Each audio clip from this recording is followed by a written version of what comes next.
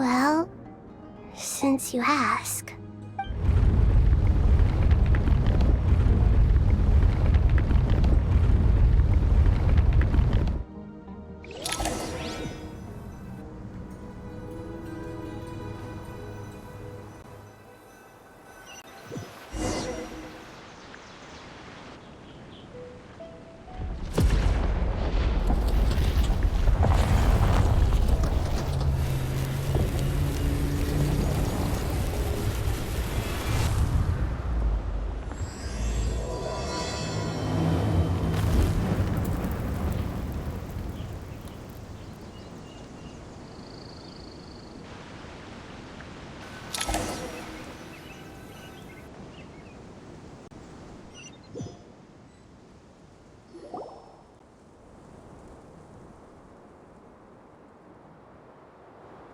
Master Tainari!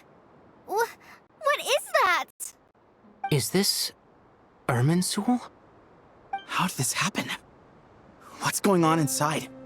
Luckily, we managed to evacuate everyone. What in the world was that? That was terrifying! Oh my. I understand now, Dendro Archon. You make yourself quite clear indeed. Not once over the millennia has Irminsul been so terribly afflicted as this. Please continue, Dendro Archon. Irminsul's root system is what comprises the ley lines. In the past, it has always been hidden away, going unseen by the general populace. But now, an evil intruder is making it reveal itself. It has become a tree of unbridled greed. A clear sign that a deranged experiment has advanced to a new stage. Blasphemy. From where I stand, an experiment in the name of blasphemy sounds rather improper. But if we are to honor Dottores' will, this is what we must do. The birth of this tree proves to me beyond doubt that this incident is connected to him.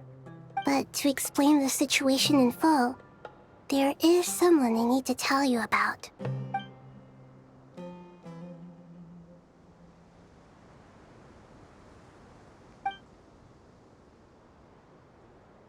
Zandik. So it was him. I saw him in the desert once. A man of supreme arrogance. So this is where it has taken him. But didn't Dottore die and not cry? How is he still able to do all this? He must still have loyal followers amongst the Fatui. Even so, I'm still unclear as to how he has been able to wield such a profound influence over Irminsul. I can confirm that Fatui forces have arrived in Sumeru City. Furthermore, Irminsul seems to be undergoing some kind of mutation. Evil branches are beginning to grow. Things that do not belong to this world are slowly but surely materializing. Sorry, I couldn't think of any other word to describe it. They don't seem to be fully formed physical entities yet, after all. But they are gradually becoming real. A baleful tree, climbing up into the heavens. Speaking of Dottore, I have some information on that front as well. I didn't think it was wise to state this out in the open. But my theory is, the mole wasn't cut off after he was caught. They wrote him off from the beginning. You mean, the Fatui never intended to follow through with him? Then why plant a mole at all? It's hardly a conventional strategy, and the rationale behind it is pretty twisted. But as it happens, I know someone who works exactly this way. And when it comes down to it, his goals are very simple. He just wants to confuse people, so they can't figure out what he's up to. He's been a collaborator of Dottore's from the outset. That fact alone confirms that Dottore is involved with this somehow.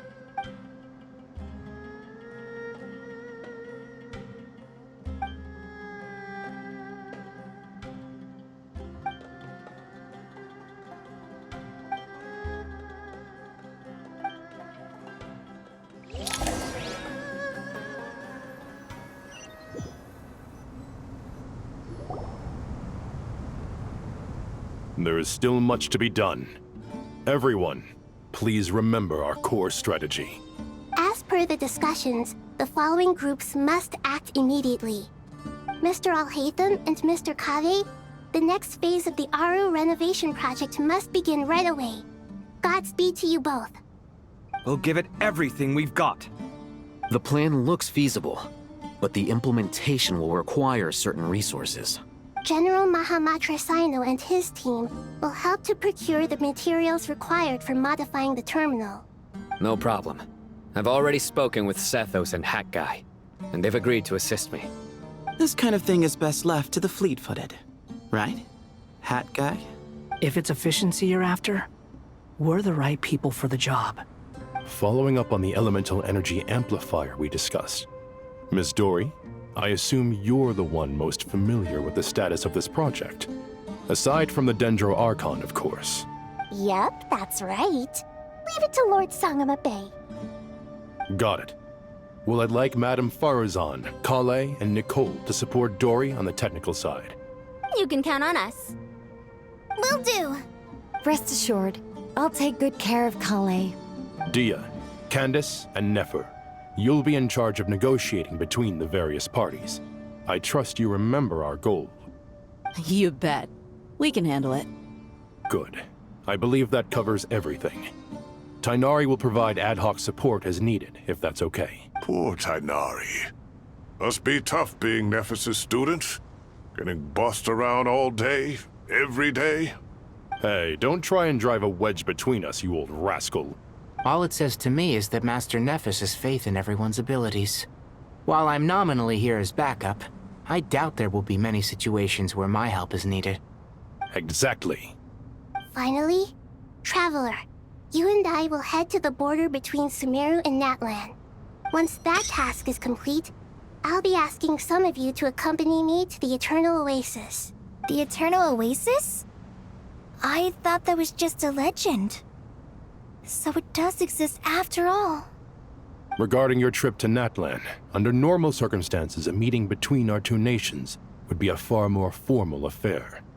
Unfortunately, Sumeru is all but completely cut off from the outside world at present. So regretfully, we won't be able to give the Pyro Archon Mawika the grand reception that she deserves. My apologies for the inconvenience. No point putting too much pressure on yourselves. That goes for everyone. Right. Especially you, Dendro Archon. I'm sure you're still feeling quite weak. Don't worry about me. The Dendro Dragon's life force will sustain me. Plus, we'll be there every step of the way. Nahida will be just fine. Yes. I believe in myself. And I believe in every one of you. Well, time to get going.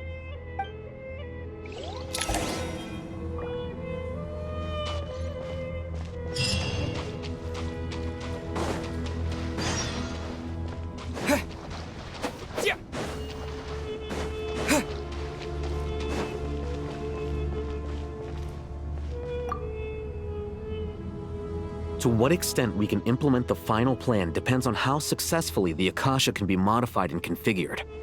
And to make sure the configuration works, Aru will also need some further optimization.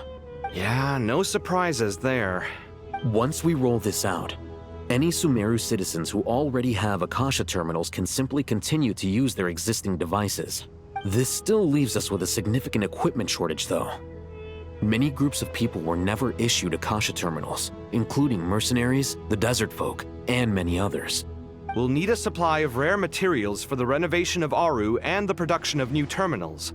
Right now, the best place to source these locally is from the primal constructs within King Deshret's mausoleum. Time is not on our side here. It's gonna be a race against the clock. The Aru merge and renovation project will have to be carried out by you two. Everything's riding on this, so failure is not an option.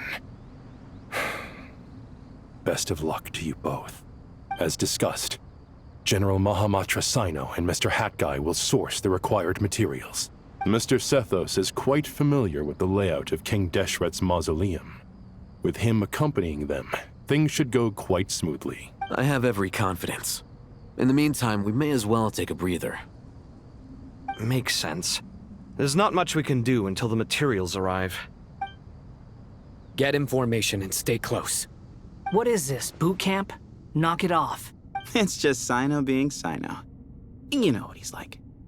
Everyone clear on our mission objective. Look at the excess primal constructs, dismantle them, and extract the required materials. And King Deshret's 7 pillars agreed to this? If they're just sitting there doing nothing, we might as well put them to use. Thoth's words, not mine.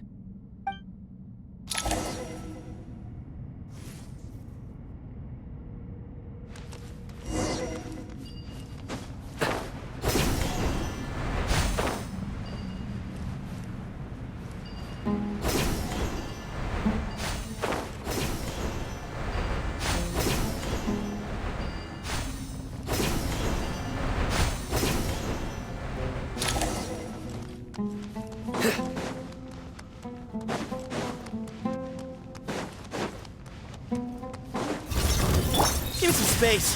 The wind rises.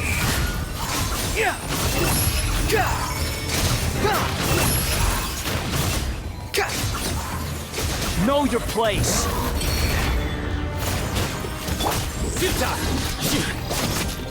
Through me, justice is served.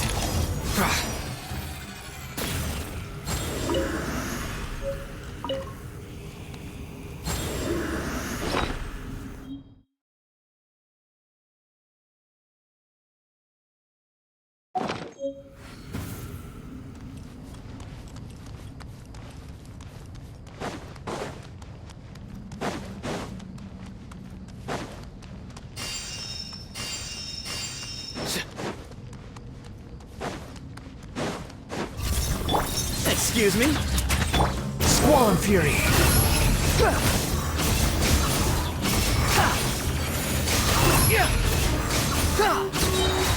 Bow your head.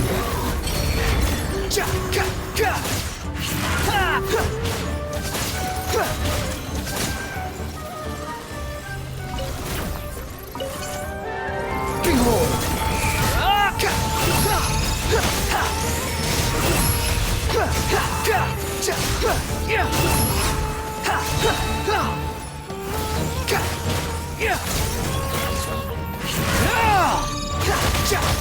Squall Fury. These devices should still be usable even though they're broken down. Let's take them back for the others to review. The wind rises.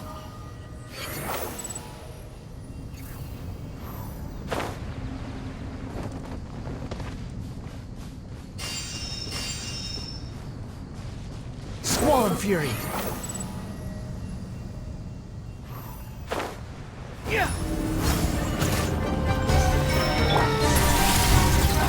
The wind rises.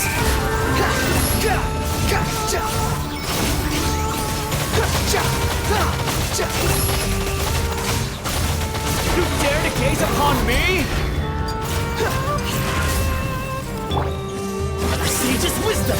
Way ahead!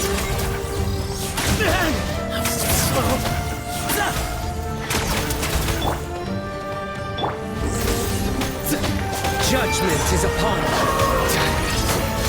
Guilty! Behold!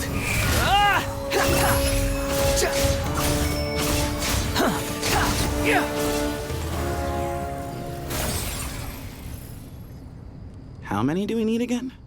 Enough to make an Akasha terminal for everyone who doesn't own one. I remember you telling me how revolutionary these Akasha terminals were. You've used one before, right?